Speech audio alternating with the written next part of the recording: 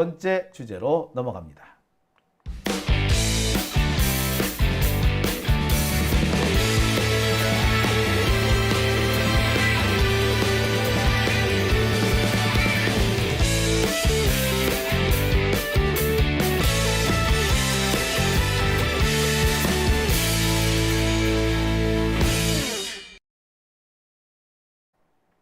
그러면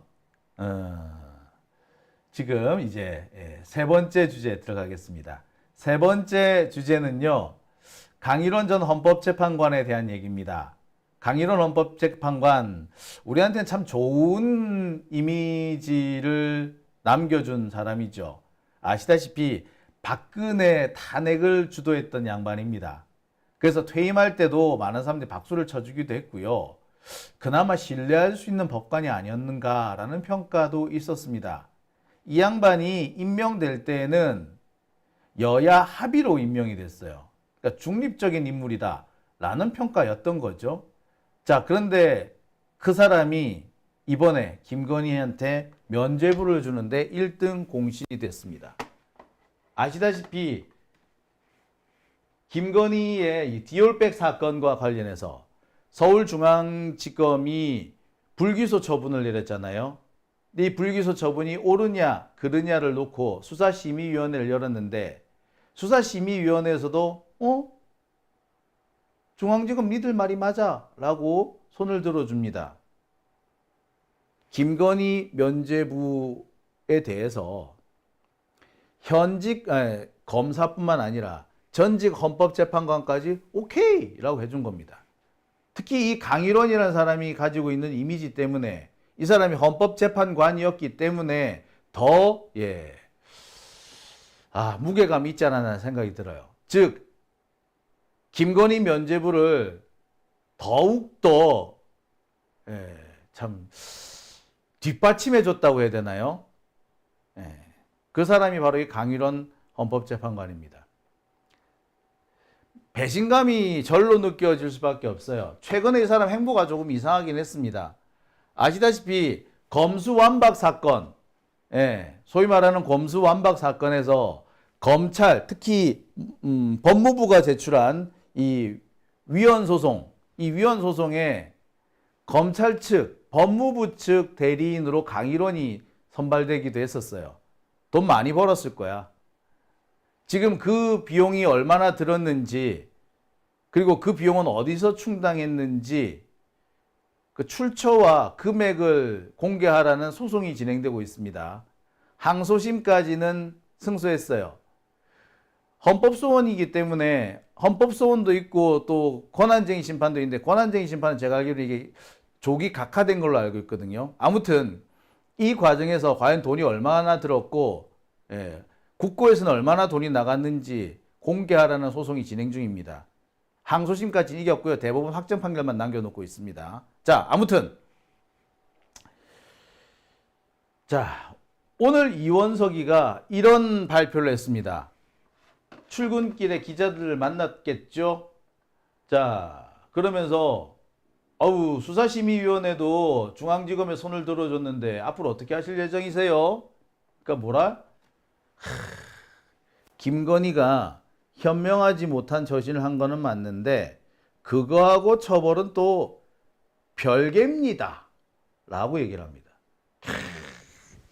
이원석이가 윤석열한테 개기는 것 같더니 진짜 얼마 못 간 거죠. 아마 개기는 척 한 게 아닌가. 개긴 게 아니라 개기는 척. 그래가지고 자기 면을 좀 세우겠다, 체면 좀 살리겠다, 뭐 그거였던 것 같아요. 그러니까 이제 와가지고 이제 갑자기 입장을 싹 바꿔가지고 아이고 뭐 처신 잘못했다는 거하고 처벌하고는 별개죠. 아유 참, 한 입으로 두 말 한다는 게 이런 게 아닐까 하는 생각도 들어요. 자,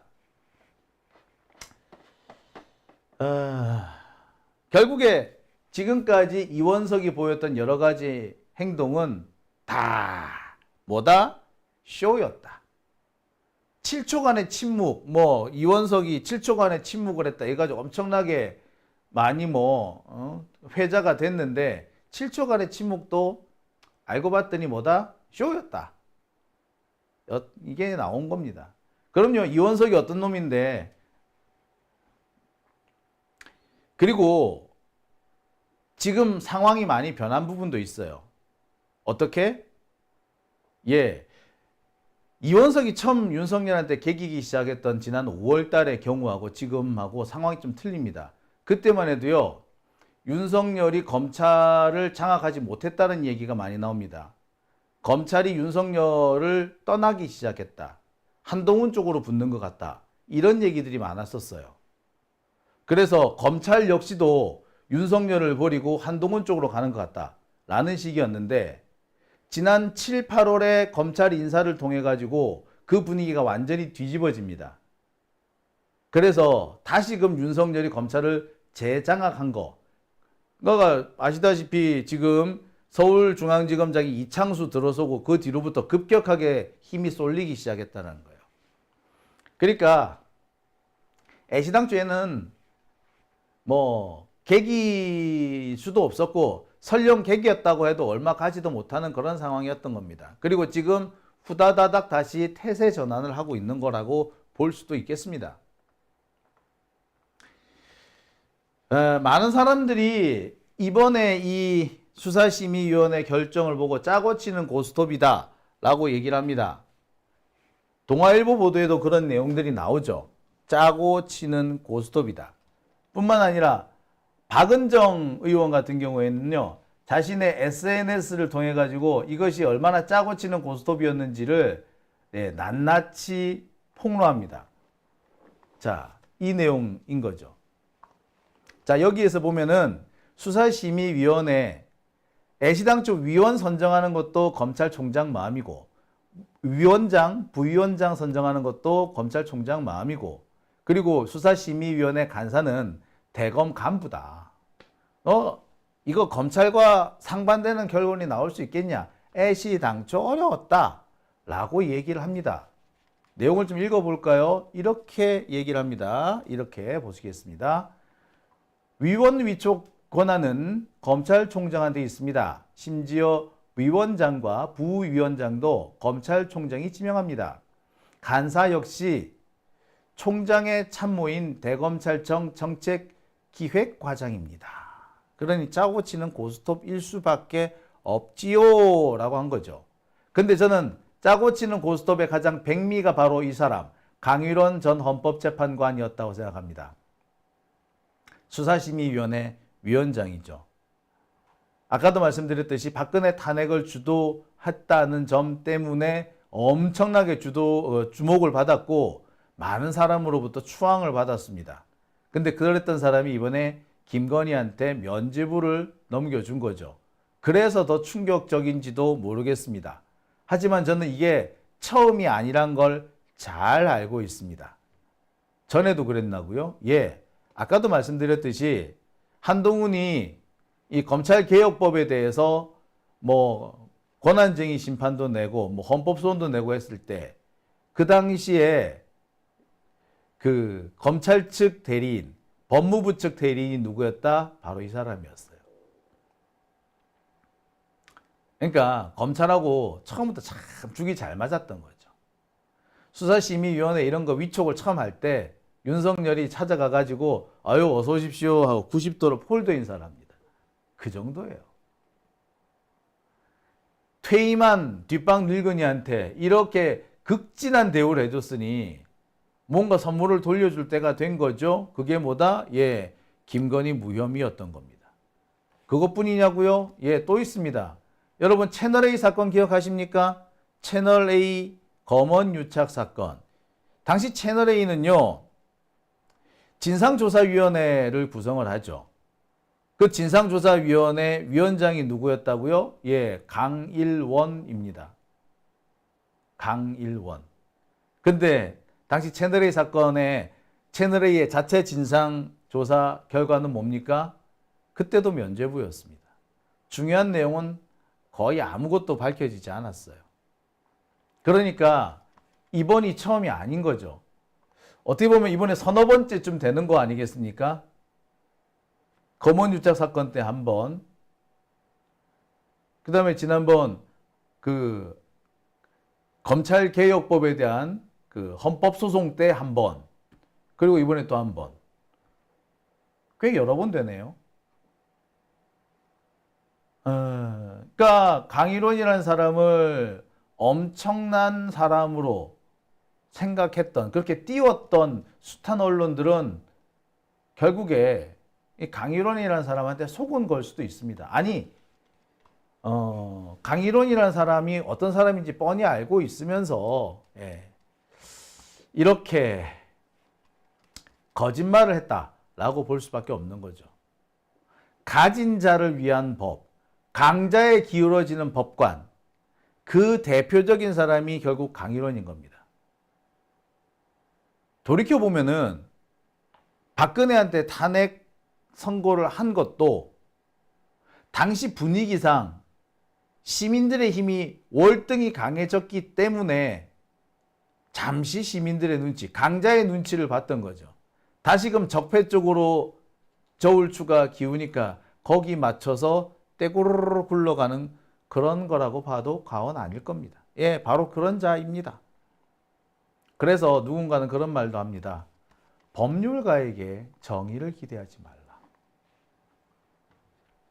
법률가한테서 정의란 가끔씩 일어나는 기적일 뿐이다. 아, 참 씁쓸하죠? 자, 그럼 우리 여기서 씁쓸하고만 말아야 되나요? 아닙니다. 자, 오늘 법사위에서 결국 김건희 특검법과 최상병 특검법이 국회 법사위 소위 법안심사 소위를 통과했습니다. 윤석열이 2번이나 거부를 한 최상병 특검법 3번째 의결됩니다. 이번에는 한동훈이 그렇게 주장하고 있던 제3자 특검으로 갑니다. 한동훈이 그렇게 큰 소리 쳤죠. 제3자 특검 왜 못 받냐고, 받을 수 있지 왜 못 받냐고 그렇게 윽박질렀죠. 근데 받았다. 이제 니는 왜 못하는데? 라고 되돌려줄 때가 된 것 같습니다. 자, 그리고 김건희 특검법 이번에 2번째로 통과가 됩니다. 아마도 오늘 법안심사 소위를 통과했기 때문에 내일 모레쯤 법사위 전체회의에서 의결이 될 것 같습니다. 지금 뭐 일정상으로 보자면 이번 주 내에 본회의에서 처리가 가능합니다. 하지만 우원식 국회의장의 지금까지 행보를 볼 때 아마 추석 전에는 어려울 것 같고요. 추석 지나고 난 뒤에 아마 그때 본회의 의결이 진행될 걸로 보입니다. 하지만 추석 전에 의결이 되든 추석 이후에 의결이 되든 결과는 같아요. 왜? 추석 밥상에는 김건희가 올라갈 것이기 때문입니다. 이제 우리는 우리가 할 일을 따박따박 진행하는 수밖에 없습니다.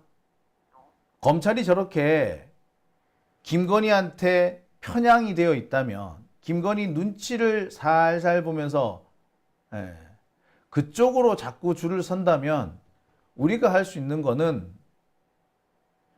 힘을 보여주는 수밖에 없습니다. 저는 이번에 강일원 재판관을 보면서 그런 생각을 했어요. 아, 이번에 김건희 사건 처리에 가담했던 검사들, 이 검사들 지금 검사 탄핵도 각오를 해야 할 겁니다. 어떻게 김건희한테 불기소 처분을 내릴 수 있어요? 말도 안 되는 소리 아닙니까? 그런데 얘네들이 탄핵을 회피하거나 탄핵을 당하더라도 뭔가 변명할 수 있는 거리가 있어야겠죠. 그 거리가 뭐다? 수사심의위원회였고 그 수사심의위원회를 강일원이 위원장이었다라고 어거지를 쓰게 되면 일단 헌법재판소, 심판정에서 개길 수 있는 그런 근거는 될 겁니다. 그러니까 결국에 강일원은 저 위법한 검사들, 정치 검사들의 그늘막을 만들어준 셈이나 다름이 없는 겁니다. 아유, 나쁜 놈들. 자, 그러니 법률가에게서 정의를 기대하지 말라라는 말이 나올 수밖에